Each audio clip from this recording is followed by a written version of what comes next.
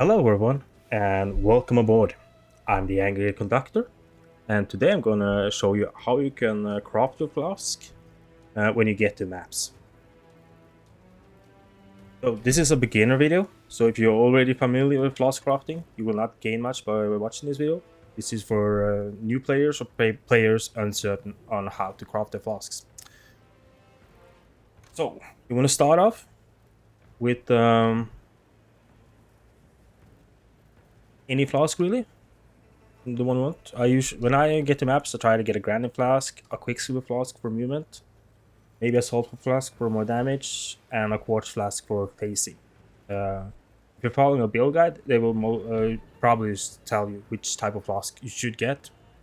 But this is usually the 4 utility flask I go for. So we first want to make it magic, like that, with the orbital transmutation. Then we're using alterations. And we want to gain charges when hit. Either gain 1 charge or gain 2 charge. The flask you have when you get to maps or when you're doing white maps can't roll gain 3 charges. So 1 or 2 is max. So let's go. See if we can get the stat.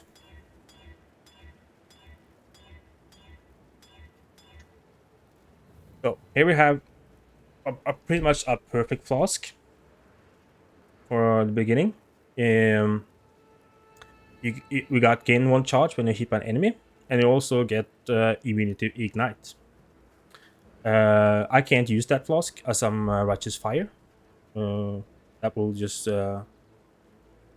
remove my righteous fire if I use this flask. But for most builds, this is a really good flask. If you don't get an immunity roll, a suffix, you can craft that because you really want to have immunity rolls. Let's see if we can remove. Yeah. So I use an normal to just remove the suffix. And now we want to craft a suffix on the flask. You go to the menagerie.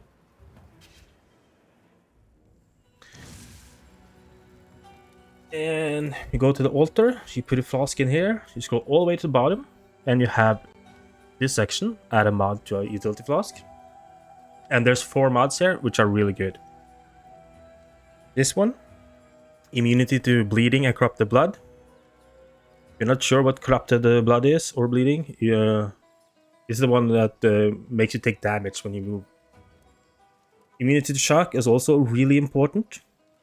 Shock makes you take increased damage from all sources, which is kind of annoying. Immunity to freeze is also really good. You don't want to be frozen in place. And there's the one where I just removed, ignite. So you should have a combination, all these 4 enchants on your flasks before utility flask when you start playing in maps. So let's put on freeze there. You have to get rid of these mobs. And there, you have a crafted flask with immunity. So try to get all 4 immunities. The 5th one, which is poison, I usually don't get. So now we have that we can gain charges and we have a immunity roll on your flask. Want to go back to your hideout and craft some more on your flask. So you put the flask in here, you scroll down, and you get to this one. Used when charges reach full. Craft that on, and now your flask will auto cast every time it's full. And as you're gaining 1 charge every time you're hit by an enemy, you will pretty much always have your flask up if you're fighting your enemies, which is really nice. Saves you from mashing buttons all the time. You cannot craft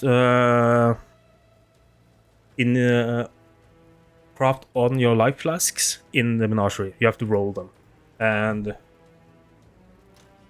what you want on your life flask is pretty whatever you want, to be honest. This one is a really nice roll, more recovery use while on low life. removes curses. You can also make it like it's instacast. Let's see.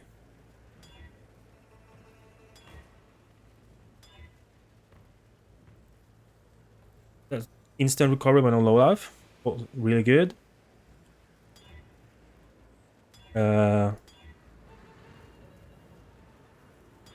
Let's see.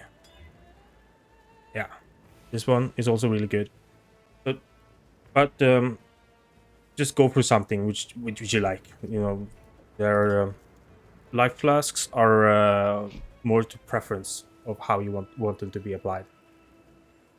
Most people like to have all of it instantly applied. I don't like that. I want to have it over time. But yeah, it's a matter of taste. And remember, when you craft your flask, add quality to it, as it will increase how long it lasts. There you go. That's how you craft your beginner flasks. I hope this was useful for you. Have a nice day.